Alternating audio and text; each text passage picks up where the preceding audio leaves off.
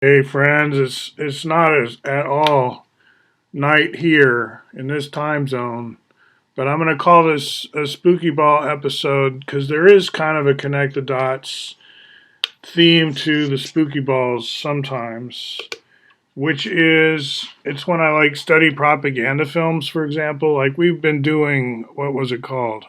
Triumph of the Will. Looked at that a little bit as a classic propaganda film. Now, I wanted to point to another one that the Americans made called, it's the one about Camp Century, and I found it in black and white and colorized, restored classified film, right?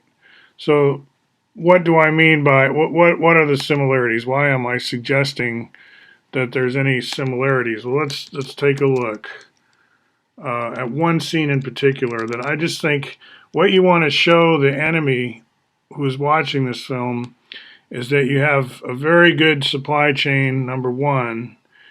And so there's this forgotten U.S. Army base. Like now they can barely find it. They have to use like drag radar to find it under there somewhere. That's the story in the current generation. Climate change is taking its toll. So this is the movie I'm talking about. I'm going to turn off the sound. Okay, so this movie is clearly made for the public. It's very well done. I love the dog Muckluck and all this stuff. But these so-called swells, which are 20, 40-ton overland wagon trains pulled by Caterpillar tractors, right? There's a lot of product placement in this.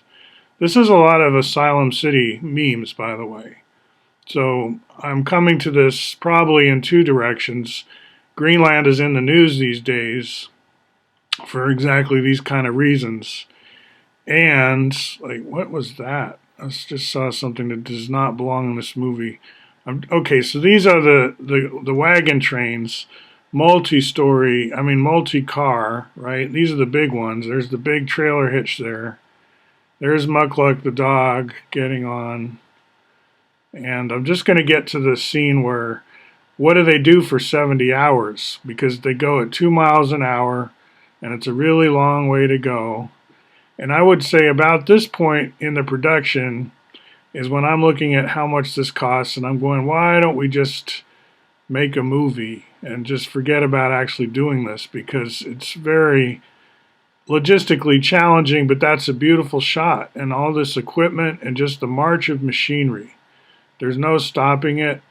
There's infinite supply. There's just a lot of gung-ho people who enjoy living this way. They have, high morale is a big part of this and Triumph of the Will. And then just the coolness of all this overland equipment. Now, those are the little ones. Most people, they're going to go faster. They're going to go like 10 miles an hour. And the airplanes and helicopters are going to go fastest of all. So they've got a great script writer here in terms of, how long everything should take to get there and back. Now here's the guys in their convoy, in their large trains being pulled in those boxes. So there's a train, and look at this kitchen. Now it's completely stable here. There's clearly this is not jiggling over the ice at that moment, right? This just seems kind of far-fetched to me. This got me as like, oh no, wait, I don't know about this, right? Okay, but it does serve a similar. Um, doesn't show latrines. It does show that there's a lot of comfort and style in this life, and that people will be signing up in droves to go live here because the medical care is good as well.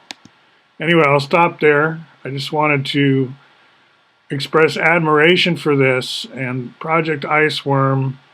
Um, all we have to do now is keep it going forward, like what to say as we gradually look back on all this. Like the people who pick on the moon landing as a hoax, I would start with something like this and pick on this for a while and see if it holds up. Don't go straight to the moon landing and pick on that. I don't even pick on that myself, right? It's like This one, I'm just admiring the parallels of a good film designed to demoralize the enemy. You're like, oh my God, look at that. They're infinitely competent. And they're giving us all these tips about how things are done and what to do. And I think if they didn't do any of that, then they're really messing things up because they're giving this false advice. But let's assume it did happen just for now. Because Triumph of the Will, a lot of that was, you could say, staged for the film, but on the other hand, it, quote, really happened. The people were there. Anyway, lots to think and talk about. We'll see what we do going forward on these themes.